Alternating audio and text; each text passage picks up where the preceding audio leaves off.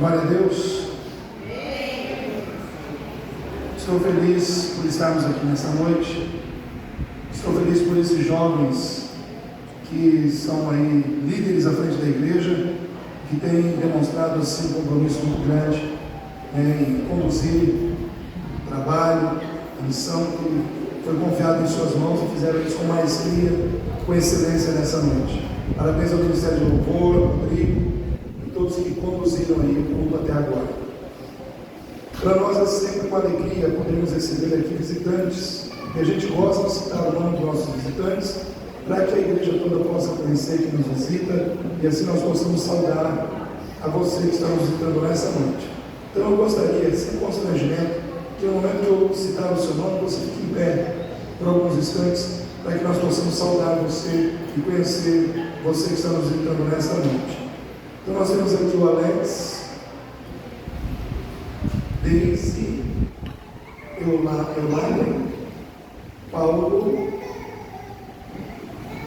agora aqui ficou, Noah e Heloísa. Isso, Noah e Heloísa. São as crianças, muito bem.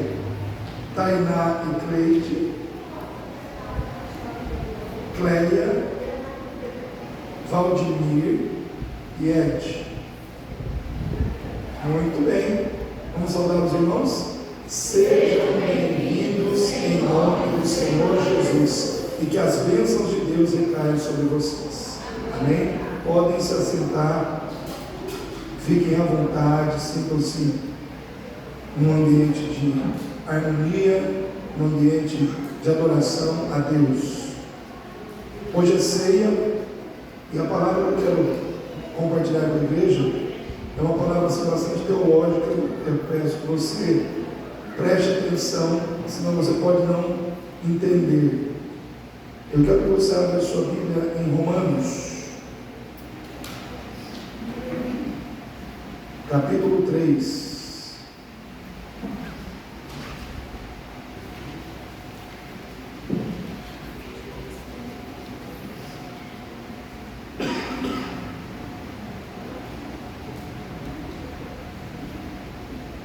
Romanos capítulo 3, versículo 26 em diante.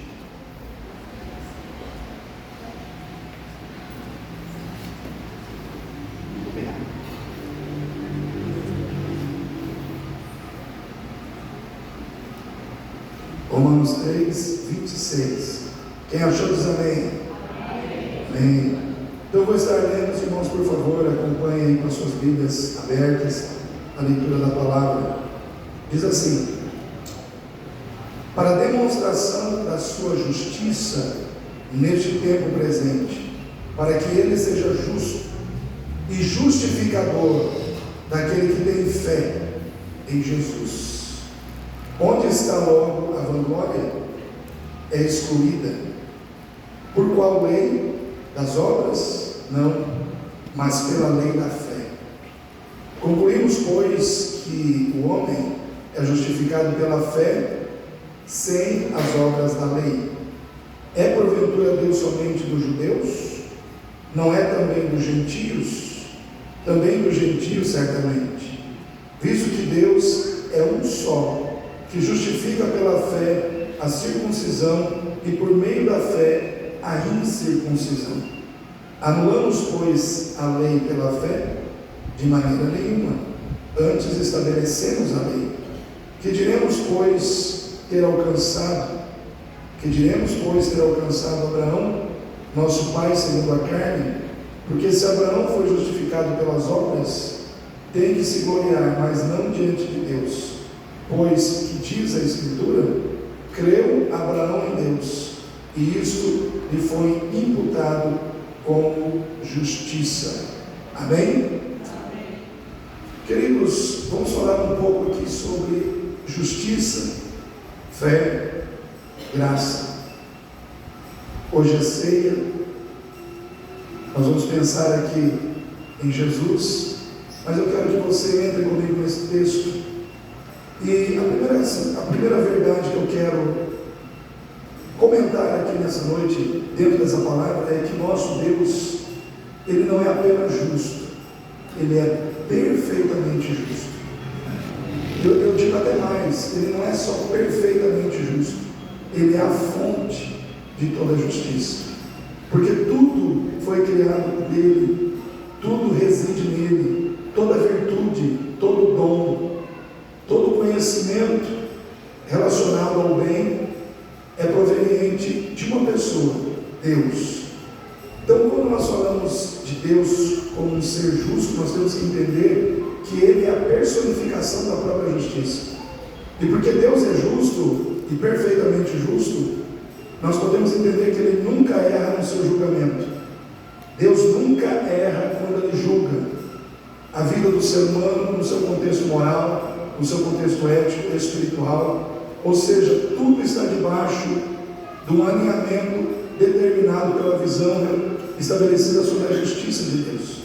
Por justiça, Deus faz com que o sol nasça todos os dias no nascente e se ponha no poente e traga luz a toda a humanidade. Por justiça, Deus dá a todos os seres vivos a condição de viver.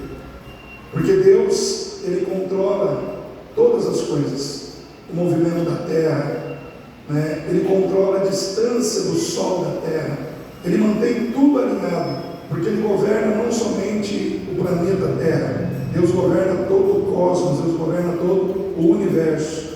Então Ele é o Senhor de todas as coisas, e Ele governa todas as coisas para que tudo aconteça da melhor maneira possível. Mas talvez há quem diga assim: mas pastor, e as tragédias? Acontece tanta coisa que muitas vezes a gente não gostaria que acontecesse, e traz para o coração da gente aquela sensação de injustiça. E alguém disse que hoje nós vivemos um tempo em que os crentes se tornaram muito egocêntricos, e por se tornarem muito egocêntricos, muitas vezes nós acabamos desenvolvendo uma tendência de reclamar quando as coisas não acontecem do jeito que nós gostaríamos que elas acontecessem. Nós desenvolvemos uma atitude muito predisposta de reclamar quando as coisas de repente fogem daquilo que nós entendemos que deveria acontecer ou daquilo que nós consideramos ser justo.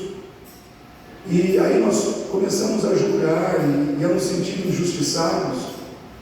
Existe uma tendência, em função do egocentrismo, em função de estarmos muito centrados em nós mesmos, existe uma tendência de achar que a gente está sendo injustiçado quando as coisas simplesmente não acontecem como nós gostaríamos.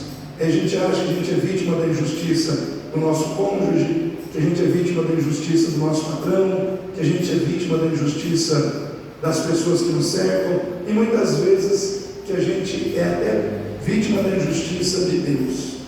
Eu quero dizer para você, querido, quando a gente age assim, nós estamos sendo injustos, muitas vezes com as pessoas, com a gente e com Deus.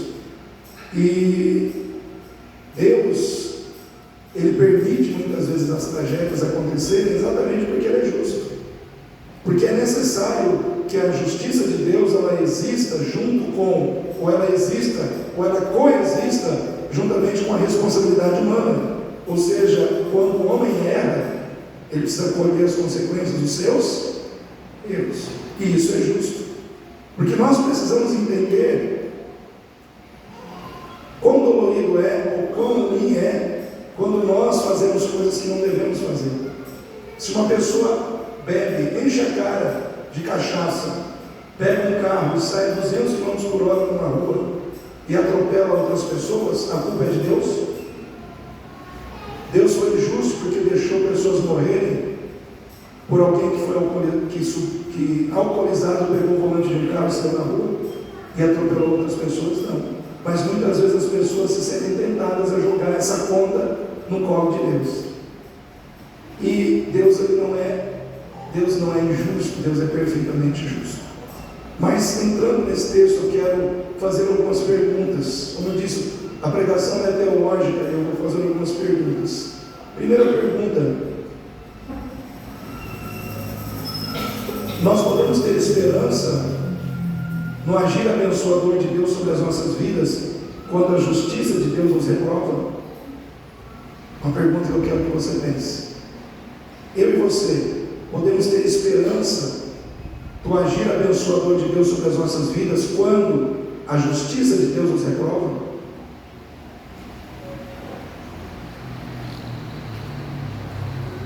10 segundos para pensar, né? Pois é, enquanto você pensa, deixa eu ir respondendo essa pergunta. Eu vejo que a resposta dessa pergunta está intrinsecamente ligada à questão do relacionamento. Vamos pensar aqui a Isadora e o Gabriel, vou usar eles de exemplo hoje. São casados, graças a Deus eles estão vivendo bem, né? Mas imagina se o relacionamento desse casal se baseasse somente no princípio da justiça. Justiça tem que ter em todos os relacionamentos, mas imagine se Gabriel e Isadora fossem, vamos dizer assim, assumir o propósito de caminharem juntos como marido e como mulher, baseados somente no princípio da justiça, ou fundamentando a sua relação somente na justiça, que é aquela questão de que se você errar, acabou. Se você falhar, eu te condeno. Porque a justiça, ela premia o acerto, mas ela condena o erro. Ela premia o mérito, mas ela condena a falha. Sim ou não? Isso é justiça. Será que Gabriel e Isadora seriam casados ainda hoje? Porque é claro que eles vivem bem, mas às vezes tem as contendas, tem as discórdias, né? Tem aquela situação do lado direito, Gabriel pesando 80 quilos, lado esquerdo, Isadora 70 quilos. Sabe aquela situação de desculpa, Isadora, eu te emagreci, mas é aquela situação. E aí? Quem vai sair vivo? Então, eu estou dando um exemplo para vocês entenderem o seguinte. Eu falei de relacionamento marido e mulher, relacionamento humano. Mas quando a gente olha para o nosso relacionamento com Deus, porque veja bem, Deus, Ele quer ter um relacionamento com você e comigo, não de final de semana. O relacionamento que Deus quer ter comigo e com você é para a vida toda e para a eternidade. Amém? E dentro desse relacionamento, Deus tem um propósito de nos fazer crescer, de nos aperfeiçoar, de nos melhorar. Porque nós precisamos entender o seguinte, irmãos. Vou fazer uma pergunta. Deus, Ele precisa crescer? Deus precisa melhorar? Deus precisa ser aperfeiçoado? Não, Ele é perfeito. Ele é pleno. Ele é um ser pleno. Ele não precisa melhorar, Ele não precisa crescer, Ele não precisa ser aperfeiçoado. Mas e nós? Nós temos falhas? Nós precisamos ser aperfeiçoados? Nós precisamos crescer, amadurecer? Então olha só, um relacionamento onde de um lado está eu e você, cheio de pecado, erramos toda hora, somos frágeis, fracos. Desse lado temos um Deus todo-poderoso e perfeito. Se a nossa relação fosse baseada somente no princípio da justiça, seria muito desvantajoso para nós. Sim ou não, irmãos? Ter a esperança do agir abençoador de Deus sobre a nossa vida, olhando somente para a justiça, a gente não teria condição, porque a justiça, ela sempre diria para nós que nós estamos em falta diante de Deus. E nós não podemos ser abençoados porque nós somos cheios de falhas, cheios de imperfeições, cheios de erros, cheios de defeito, cheios de pecado. A justiça diria que nós não poderíamos ter esperança de um agir abençoador de Deus sobre a nossa vida. Mas, apesar disso, Deus nos abençoa. Apesar da justiça dizer para Deus que nós não merecemos ser abençoados, Deus nos abençoa. Apesar da justiça dizer para Deus que pelos nossos méritos e pelas nossas falhas nós não podemos ser curados, Deus nos cura. Apesar da justiça dizer para Deus que nós não podemos ser providos por causa dos nossos méritos ou das nossas falhas, Deus provê. Amém? Sabe por quê? Porque o nosso Deus não é apenas um Deus de justiça, nosso Deus é um Deus de amor. Amém, irmãos? O nosso Deus é um Deus de amor. Esse texto que nós lemos aqui, ele fala muito sobre isso, porque esse texto está inserido exatamente no contexto em que o apóstolo Paulo está falando com os romanos, mostrando que pela lei, nós não podemos ser justificados diante de Deus, porque pela lei, baseada na justiça de Deus, todos nós estamos condenados, perpetuamente condenados, né? Por quê? Porque a lei, ela simplesmente nos mostra que não existe como nós servirmos a Deus e sermos abençoados por Deus. Então Deus precisa de algo que dê a Ele a condição de entrar na nossa vida, de nos assistir nos nossos problemas, de nos abençoar, de prover na nossa vida. E essa condição que dá, ou essa situação que dá a Deus essa condição, é o amor. Ou seja, por amor nós somos supridos, providos, curados, restaurados, quando por justiça nós não poderíamos ser. Amém, igreja? Nós não poderíamos ser. Em outras palavras, aonde a justiça falha, o amor triunfa. Aonde a justiça falha, o amor triunfa. Não que a justiça seja falha, não que exista falha na justiça. A justiça, ela simplesmente não pode fazer por nós o que o amor faz, porque a justiça, ela tem que premiar o mérito e ela tem que condenar a falha. Ou seja, a justiça, ela olha para o nosso mérito ou para as nossas falhas, mas o amor olha para a nossa necessidade. E muitas vezes, Deus, ele deixa de olhar para as suas falhas, ele deixa de olhar para os seus méritos e olha para a sua necessidade. E olha para a sua necessidade. Por quê? Porque ele tem amor. Porque ele tem amor. Então, a pergunta é: nós podemos esperar o agir abençoador de Deus sobre a nossa vida quando a justiça de Deus nos reprova? Sim, porque Deus é amor. Porque Deus não é só justiça, porque Deus é amor, né? E nós precisamos entender, irmãos, que o amor de Deus é a causa de nós não sermos consumidos, porque Ele se manifesta em graça, Ele se manifesta em misericórdia. E eu quero aqui trazer para vocês agora um entendimento sobre a figura de Abraão nesse contexto. A palavra de Deus nos ensina que dentro do contexto da fé, do contexto redentor, daquilo que Deus estabeleceu para nós como plano de redenção, só existe uma justiça que Deus aceita, que é a justiça que procede dele para ele mesmo. A única justiça que Deus aceita é a justiça que procede dele para ele mesmo. Mas, pastor, não entendi como é que funciona isso. Na terra nós não temos juízes, não temos o STF, não temos os profissionais da área jurídica, eles não trabalham com justiça, eles não estudaram lá a ciência do direito na faculdade para poder exercer e executar a justiça na terra? Sim, essas pessoas estudaram a ciência do direito para poder exercer e trabalhar com a questão da justiça, no sentido de procurar regular as relações humanas, estabelecendo igualdade, equidade, tranquilo. Só que essa justiça, quando ela é transportada para o reino espiritual, em relação à nossa salvação, à nossa redenção diante de Deus, ela não vale nada. Ela não tem valor algum, porque essa justiça não foi remida pelo sangue, ela não foi remida pela graça.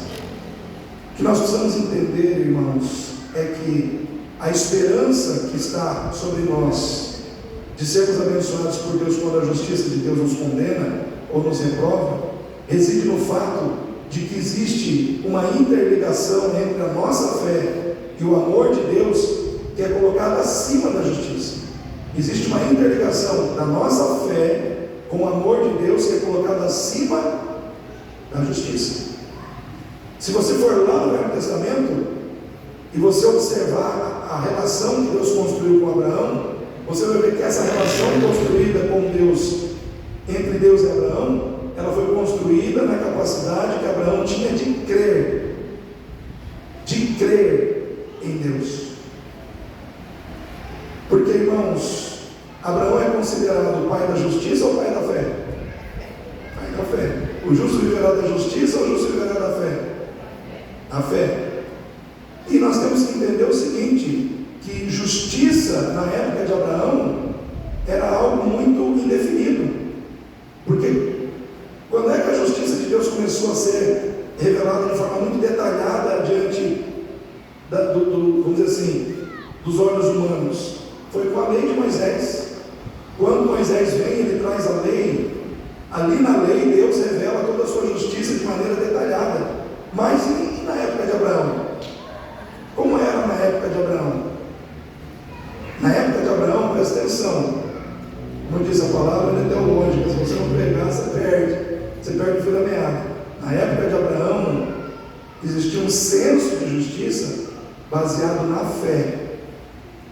Como é que era considerado justo a pessoa na época de Abraão?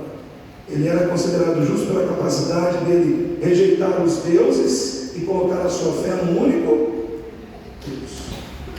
Quem era justo na época de Abraão? Aquele que rejeitava a crença em todos os deuses pagãos e dizia: eu creio no único Deus. Então isso foi imputado para Abraão como justiça, mas não uma justiça que veio das obras de justiça, mas uma justiça que veio da fé. A justiça que vem da fé. Abraão creu, e porque ele creu, ele foi considerado justo. Então a justiça de Deus, presta atenção, irmãos, a justiça aos olhos de Deus não é aquela, quem é o homem justo aos olhos de Deus? Não é aquele que pratica obras de justiça e de retidão, é aquele que crê na justiça de Deus e pela fé se apoia nela. Amém? É aquele que crê na justiça de Deus e pela fé se apoia nela. Então justo hoje aos olhos de Deus é aquele que está vivendo a justiça como produto da manifestação da graça e do amor de Deus mediante a fé. Mediante a fé. Em outras palavras, quem é justo hoje? Quem entregou sua vida para Jesus, está em Cristo, pela fé aceitou a salvação dada por Deus mediante a sua graça e foi justificado pelo sangue de Jesus. Foi justificado, então se tornou justo. Mas é uma justiça que vem de Deus para o próprio Deus. Então Deus justificou a todos nós mediante a nossa fé na sua graça. É isso que esse texto está dizendo. É isso que o apóstolo Paulo estava pregando aos romanos, dizendo: vocês estão olhando para a lei mostra que vocês são pecadores. Não só os que são da circuncisão, como os que são da incircuncisão. Tanto os da circuncisão são pecadores, como os da incircuncisão também são pecadores. Mas tanto para os circuncisos como para os incircuncisos, a salvação é pela graça em Cristo Jesus. De modo que Deus não é Deus somente dos judeus, Deus não é somente Deus de uma nação, Deus não é somente o Deus de Israel, Deus é Deus de todas as nações da terra. Deus é Deus de todos que o aceitam, de todos que o recebem, de todos que entendem que pela graça Ele trouxe justiça sobre a nossa vida. E talvez alguém diga assim: mas pastor, então é só crer? É só crer, não precisa ser justo, não precisa praticar boas obras de justiça? Engano seu, porque lá em Romanos 6 diz assim: que diremos, pois? Permaneceremos no pecado para que a graça abunde? De modo nenhum. Nós que estamos mortos para o pecado, como viveremos ainda nele? Ou não sabeis que todos quantos somos batizados em Jesus Cristo, fomos batizados na sua morte? De sorte que fomos sepultados com ele pelo batismo na morte, para que, como Cristo foi ressuscitado dentre os mortos pela glória do Pai, assim andemos nós também em novidade de vida. Em outras palavras, se você foi salvo pela graça, Deus fez justiça na sua vida, você acreditou e recebeu essa salvação pela fé, agora você tem que honrar Deus vivendo do jeito certo. Você tem que honrar Deus vivendo como um justo. Você tem que honrar Deus vivendo em santidade. Porque a graça, como muita gente de fora está interpretando de forma errada, não é uma permissão para você viver uma vida de qualquer jeito. Não é permissão para você pecar. A graça é uma oportunidade para você viver uma vida de excelência, em justiça, em santidade, para a glória de Deus. É oportunidade para você viver uma vida de excelência. É uma oportunidade que Deus dá de virar a chave da sua vida. Antes no pecado, antes perdido, antes vivendo para os prazeres da carne, agora vivendo para a glória de Deus. Vivendo em Deus. Então, nós podemos esperar o agir abençoador de Deus sobre a nossa vida quando a justiça de Deus nos reprova? Claro, porque tem graça. Porque o amor de Deus nos alcança onde a justiça não pode. Porque o amor de Deus nos resgata onde a mão da justiça não consegue nos alcançar. Se nós estamos aqui hoje é porque alguém veio a esse mundo para ser a revelação viva, pessoal e perfeita do amor de Deus pelas nossas almas. Jesus é o amor revelado de Deus por nós. Ele veio para nos salvar. Amém? Então a primeira pergunta foi respondida, né? Agora, uma proposição. Nós podemos esperar o agir abençoador de Deus sobre as nossas vidas, mesmo diante da justiça de Deus, porque a justiça se torna relativa quando ela é colocada, quando ela é confrontada com o nível de maturidade de cada pessoa. Aí a justiça se torna relativa. Você não pode tratar duas pessoas do mesmo jeito, dependendo do nível de maturidade que cada uma tem. Exemplo, a Isadora está com a Laurinha no colo. A Laurinha não tem 2 anos. A Laurinha vai ali e derruba esse tripé. Está com um bebezinho de 1 ano e pouquinho. Ok. Mas de repente dá uma doidura no Rodrigo, que já tem mais de 30 anos. Ele vem dar um chute no tripé no meio do culto. Eu pergunto para os irmãos: tem como eu tratar a Laurinha ou o Rodrigo do mesmo jeito? Por quê? Porque o nível de maturidade de um é completamente diferente do nível de maturidade do outro. Então, muitas vezes, quando envolve aplicar justiça, a gente tem que entender para quem ela está sendo aplicada. Não tem como padronizar as coisas, né? Então nós muitas vezes julgamos e somos rápidos para julgar. Se tem uma coisa que o crente é ligeiro, é para julgar. Tinha que ser menos ligeiro para julgar e mais rápido para cooperar, para ajudar. Mas para julgar é ligeirinho, né?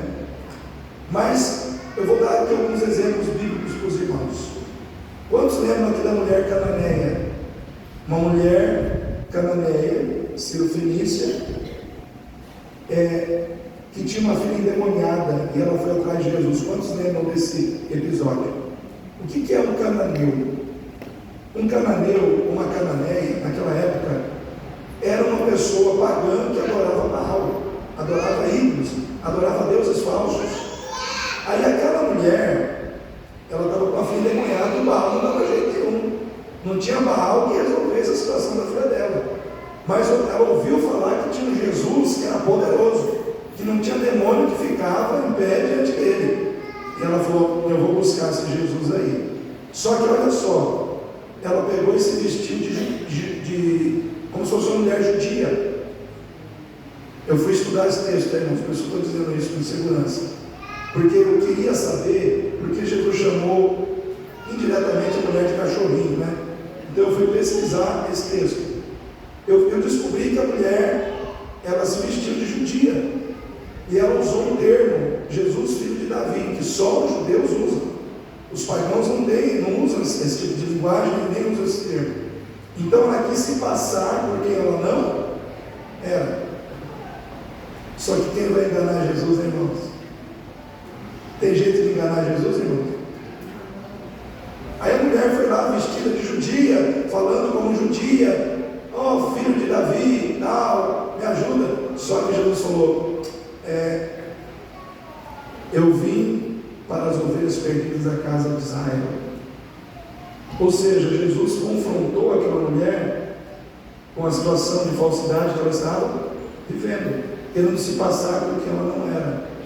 Eu quero dizer uma coisa para você, querido: não tente se passar por quem você não é na presença de Deus.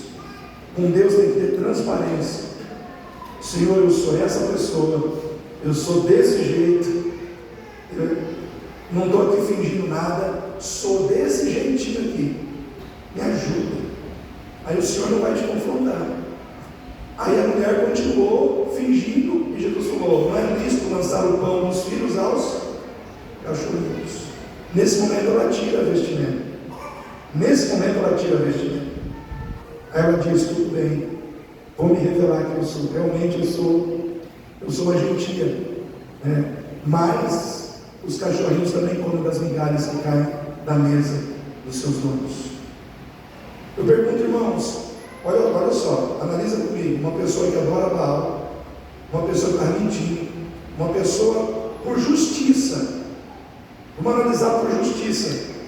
Analisando de forma justa a vida daquela mulher, por justiça ela seria abençoada? Mas por que ela foi? Porque ela teve fé. Ela teve fé.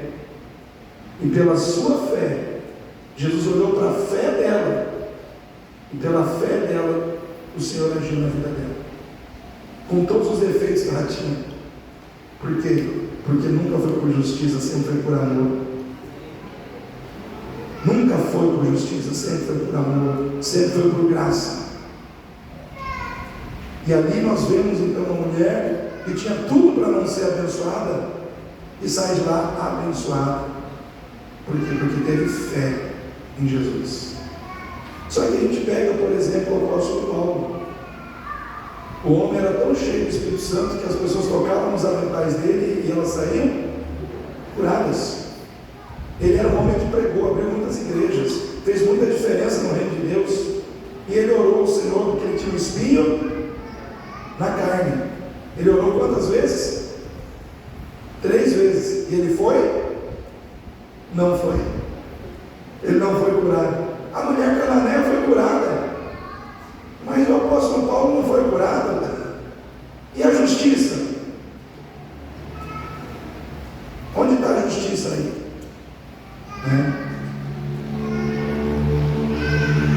Se a gente for analisar, quem mais, vamos dizer assim, acrescentou o reino de Deus? Quem mais, vamos dizer assim, contribuiu para o crescimento do reino de Deus? O apóstolo Paulo ou aquela mulher? Quem mais teve, vamos dizer assim, a vida teve mais repercussão no reino de Deus, trazendo pessoas para Jesus e montando igrejas? O apóstolo Paulo. Mas ele não foi. E aí a gente começa a querer analisar as coisas por justiça. E nós não temos essa capacidade, irmãos. Porque Deus, na sua infinita sabedoria, Ele sabe por que às vezes Ele tem que atender alguém que aparentemente não tem compromisso nenhum com Ele, está ali muitas vezes buscando Ele só por interesse, só para resolver uma situação, e deixar de atender alguém que está ali fiel, servindo a Deus há muito tempo, fazendo tudo que Deus quer, sendo fiel a Ele, e de repente esse aqui recebe sim, e esse aqui recebe não. E aí nós, muitas vezes, nós sentimos o direito de julgar uma situação assim. Nós não temos esse direito, porque Deus sabe, porque Ele pode pegar um apóstolo Paulo e deixar ele com espinho na carne por um tempo, e entender que aquela pessoa ele tem capacidade, com espinho na carne, de continuar glorificando e servindo a Deus até o fim da sua vida. Mas muitas vezes uma pessoa que não tem compromisso nenhum com Deus, mas precisa do socorro de Deus, precisa ser atendida. Por quê? Porque ela não conhece a Deus, não tem relacionamento nenhum com Ele, mas Deus quer que aquela pessoa tenha um relacionamento com Ele, que aquela pessoa cresça em amizade com Ele, que ela aprenda lá na frente, que a maior bênção que ela pode ter é um relacionamento de fé e de amor com Deus em Cristo Jesus. Mas para que isso possa acontecer, Deus tem que socorrer aquela pessoa naquele momento, fazer um milagre naquela pessoa naquele momento, porque senão ela não vai começar essa caminhada.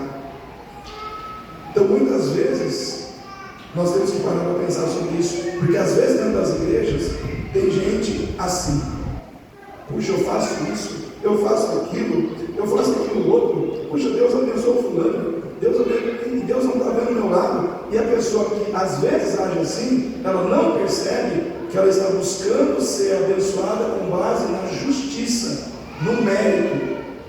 E eu vou dizer uma coisa para você: Deus pode dizer para você: a minha graça te basta, turma com essa, chupa essa mão e fica feliz.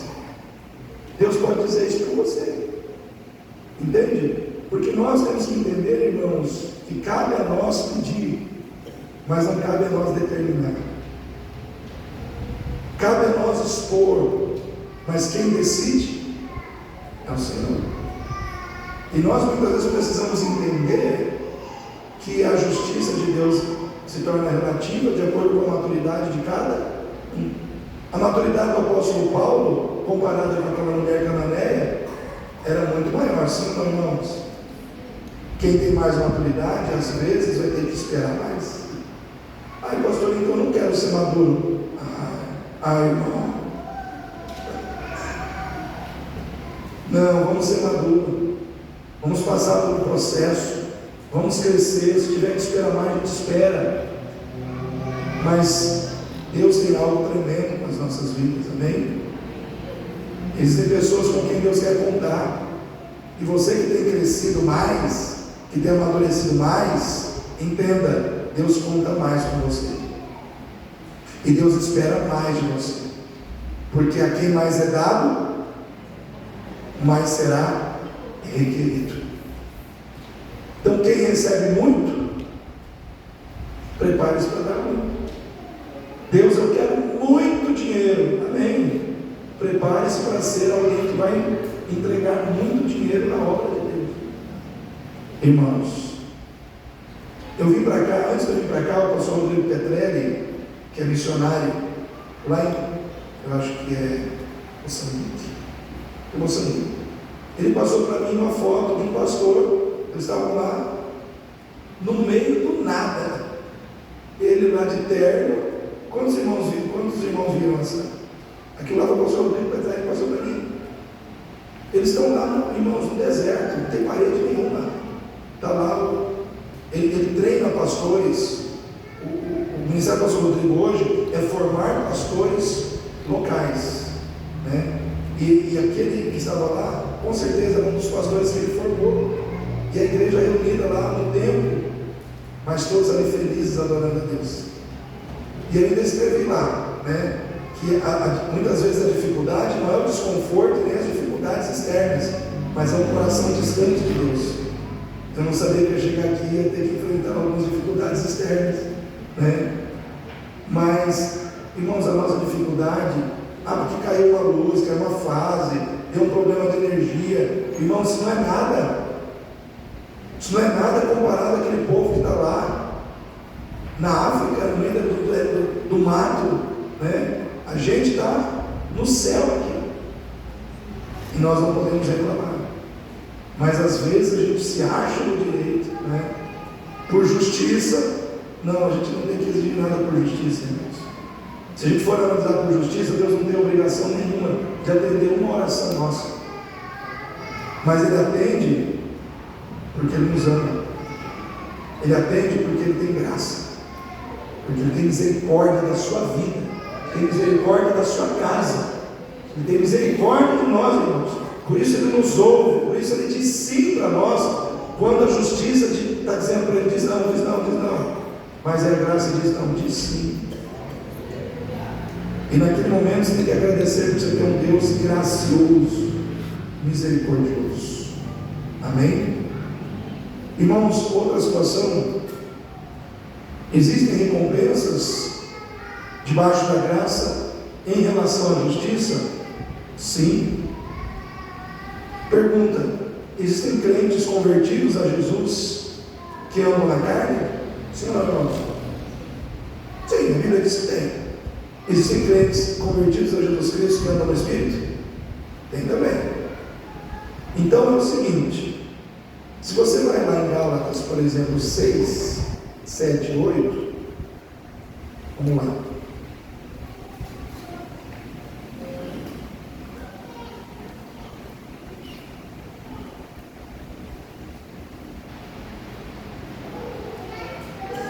Diz assim: não erreis, Deus não se deixe escarnecer, porque tudo que o homem semear, isso ele também ceifará.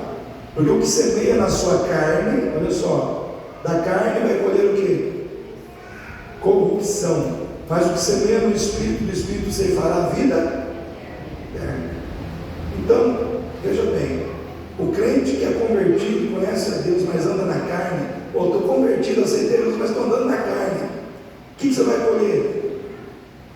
Corrupção. Você vai colher maldade. Estou andando no Espírito, vou colher vida eterna, né? Estou andando na carne, as obras da carne vão começar a se manifestar na minha vida. Pastor, quais são as obras da carne? As obras da carne estão aqui: filho, filha. 5,19. As obras da carne são adultério, fornicação, impureza, lascívia, idolatria, feitiçaria, inimizades, contendas, ciúmes, iras, pelejos, dissensões, heresias, invejas, homicídios, bebedices, glutonarias e coisas semelhantes a estas, das quais de antemão vos declaro, como também já vos disse, que os que cometem tais coisas não herdarão o reino de Deus. Mas os que andam no Espírito vão produzir o fruto do Espírito, que é amor, gozo, paz, longanimidade, benignidade, bondade, fé, mansidão, temperança, domínio próprio. Contra essas coisas não há lei. Olha só, não há lei. Porque os que são de Cristo crucificaram a carne com as suas paixões e concupiscências. Ou seja, se você anda no Espírito, você vai colher as bênçãos do Espírito. Se você anda na carne, você vai colher as coisas ruins que a carne produz. E isso é justo. Isso é justiça. É justo. E nós temos que entender, irmãos, que nós vamos colher o que nós estamos semeando. Então, estamos debaixo da graça, mas não estamos livres da justiça. Estamos debaixo da graça, mas é justo colher o que se semeia. É justo colher aquilo que se planta. Então, nós temos que entender o que nós estamos plantando, para depois não ficarmos tristes com o que nós estamos colhendo. E em último lugar, existe problema em reconhecermos que somos amados por Deus? Jaqueline? Não, né? Irmãos, não existe problema em reconhecermos que somos amados por Deus. O problema está em querermos tirar proveito disso, para nos acomodarmos, para nos tornarmos um crente egoísta, egocêntrico, rebelde, que só quer cuidar dos próprios interesses, que não quer ouvir ninguém, que não quer ouvir. Deus me ama, vou tirar proveito disso. Sabe aquela situação? Deus me ama, vou me acomodar. Sabe aquela situação de você querer dar uma de malandro, porque você sabe que a outra pessoa te ama, e aí você começa a tirar proveito? Eu fico pensando, irmãos, quanta gente tem dentro da igreja hoje tirando proveito só porque sabe que é amado por Deus. Aí, ao invés de aproveitar isso para honrar a Deus, muitas vezes está caminhando em direções que Deus não gostaria. Então não tem problema nenhum sermos amados por Deus, amém? Nós não podemos querer tirar proveito disso. Deus te ama, aproveite isso para honrar a Deus, para amar a Deus. Irmãos, às vezes Deus não faz o que queremos para fazer algo melhor. Fala para o seu irmão aí, às vezes Deus não faz o que você quer para fazer algo melhor. Quando Lázaro ficou doente, as irmãs de Lázaro queriam que Jesus viesse para fazer o que, irmãos? Curar. Só que Jesus não veio. elas ficaram tristes. Quando Jesus veio depois de 4 dias que Lázaro havia morrido, eu não sei se foi Marta ou Maria, agora não lembro. Uma delas chegou para Jesus e falou: mas Senhor, se eu estivesse aqui e tal, isso não teria acontecido. E aí Jesus falou: eu sou a ressurreição e a vida. Aquele que crer em mim, ainda que seja morto, viverá. E aí ela falou: mas eu sei que a gente vai ressuscitar no último dia. Ele falou: você não entendeu. Eu sou a ressurreição e a vida. Eu posso fazer isso hoje. E aí o que aconteceu? Jesus foi lá na frente da tumba, mandou tirar a pedra e mandou Lázaro sair para fora. Elas queriam uma cura. Presta atenção aqui, igreja. Elas queriam uma cura. O Senhor.